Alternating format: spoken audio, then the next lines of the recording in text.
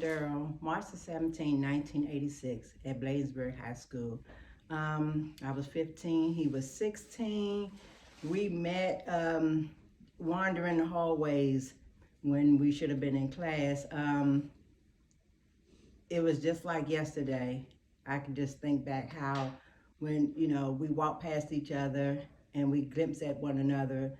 And then like maybe a day or so later, saw him again. And from that point on, we continued to see each other on and on, back to back, not knowing that he was going to be my boyfriend at that time.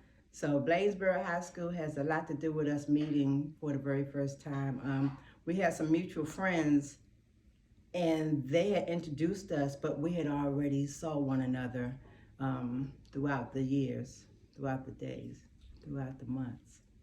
So yes, I met my husband March 17, 1986. So I knew Durrell was the one when he first proposed to me. He didn't have a ring, but we were in high school also, and he proposed to me. And as I look back over these pictures, we were always holding hands. He would hold my hand, and every time I would get a picture of us holding hands, it symbolized our rings. This one here is not as much, but this picture here, we were out at an outing. This picture here, we were at another outing. I think it was Mother's Day. This picture here, we were at a family function. This picture here, we had just moved into our second house. And I just knew he was the one when he proposed to me with no wedding ring. Let's see. Wow. And this picture here was our last picture that we held hands. We were always holding hands. So this one here, he was in the hospital. He had actually already transitioned in this picture, and knowing that we always like to hold hands, I couldn't let that moment go without having our last holding of the hands between him and I.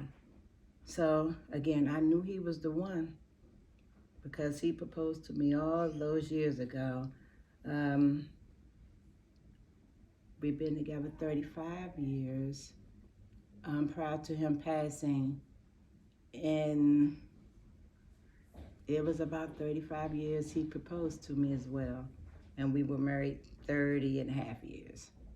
So the day that I lost my husband, Durrell, it was March the 17th, 2021. That was the same date that I met him, 1986, March the 17th. Losing Durrell was very traumatic to me, devastating. Didn't get a chance to say goodbye.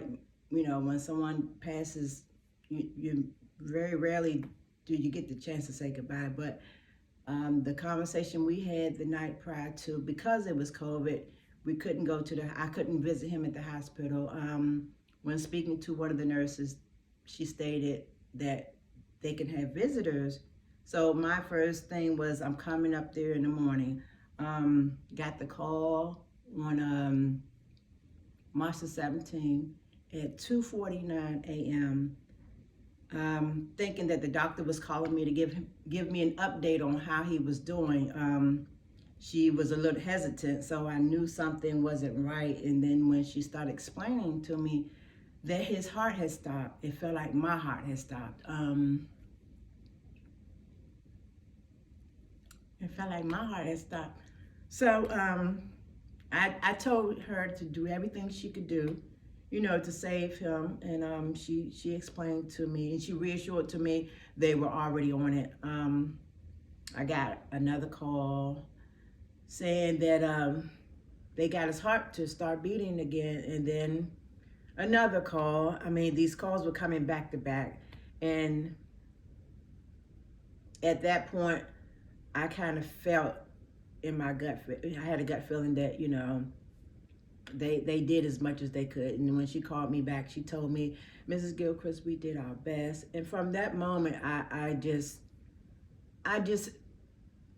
felt that he was in a better place. I mean, in a better place from the suffering he had been through over the years. My husband had been through a series of different illnesses over the years, and a lot of times I think he suffered in silence because to tell me all that he was feeling at that moment, at those moments, you know, I'm pretty sure he probably felt that it was taking a toll on me. But I was his caretaker, so it wasn't too much of anything that he couldn't have told me that would have, you know, helped him along the way. So I, being the wife, that was my responsibility to take care of my husband, in which I did. Got to the hospital, and when I saw him, he looked so peaceful. He looked so peaceful, and he actually looked better than he did when he was living. Not sure exactly what took place for that to happen, but he looked like he was at peace. And when I went in and the family came and we all came and surrounded him and prayed over him, I started to sing a praise and worship song that I had been hearing for months. And that was amazing to me, that I cried, but I also went in with praise and worship, and I knew at that moment that he was with the Lord. He was at peace. He didn't suffer anymore.